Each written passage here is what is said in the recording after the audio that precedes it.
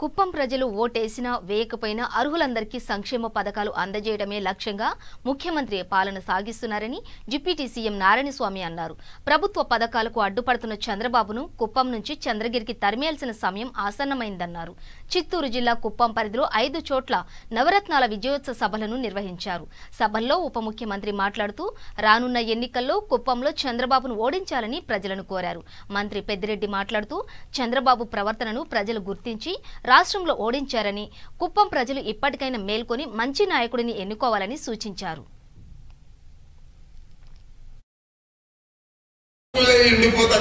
మరి ఇలాంటప్పుడు ఎన్నికలు పెట్టడం ఏంది? అందులో కరోనా ఇంకా బాగాలేదు. రెండోది నేను చెప్పొస్తే వాళ్ళు బయట వచ్చారో లేదు, ముందే రాసుకున్న డాక్టర్ ఎన్నికల నోటిఫికేషన్ ఇచ్చారు. అది మీ ఎన్నికల నోటిఫికేషన్ గా దీన్ని గౌరవించాలా మేము, లేకపోతే న్యాయస్థానంలో మేము పోయి పోరాడాలా? ప్రభుత్వమే నిర్ణయం చేసుకొని మేము న్యాయస్థానానికి పోతాం.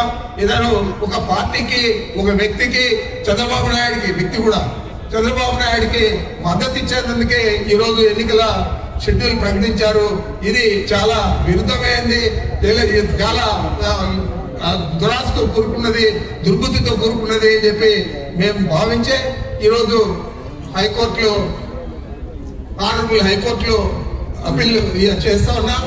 అక్కడ ఏది మనకు ఆశాజనకంగా ఏదైనా వచ్చినా రాకపోయినా తిరిగి మళ్ళా సుప్రీంకోర్టు కూడా పోయి అప్పీల్ చేస్తాం తప్ప నీవిచ్చిన నోటిఫికేషన్లు ఇక్కడ ఎలక్షన్లు జరిగే పరిస్థితి ఉండదని చెప్పి చౌదరి గారు మీరు గుర్తించండి. మీరు ఇంత అక్రమంగా పోవద్దండి. ఒక్క రాష్ట్రం, అందులో ఒక ప్రజానాయకుడు. ఈ భారతదేశంలో ఎవరికి కూడా 100 ఓట్లుంటే 51 ఓట్లు ఎక్కడ కూడా రాలేదు. 51% ఓట్లు పోలైతే 51% ఓట్లు మనకు వచ్చాయి వైఎస్ఆర్ కాంగ్రెస్ పార్టీకి.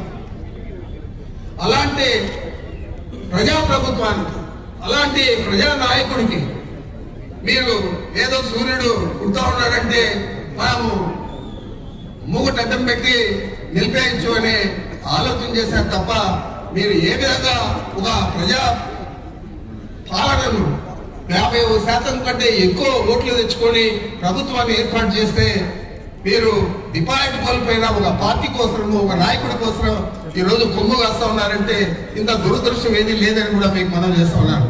నేను ఒకటే మన నిమ్మగడ్డ రమేష్ చౌదరి గారికి చెప్తా ఉన్నాను, అయ్యా నువ్వు ఒక రిటైర్డ్ ఐఏఎస్ అధికారి. చాలా మంది ఐఏఎస్ అధికారులు ఈ ప్రభుత్వంలో ఉన్నారు, ఐపీఎస్ అధికారులు ఉన్నారు, పెద్ద పెద్ద అధికారులు ఉన్నారు. అదే విధంగా చాలా మంది రాజకీయ నాయకులు ప్రభుత్వంలో శాసనసభ్యులుగా, పార్లమెంట్ సభ్యులుగా, శాసనమండలి సభ్యులుగా, మంత్రులుగా, ఉప ముఖ్యమంత్రులుగా ఉన్నారు.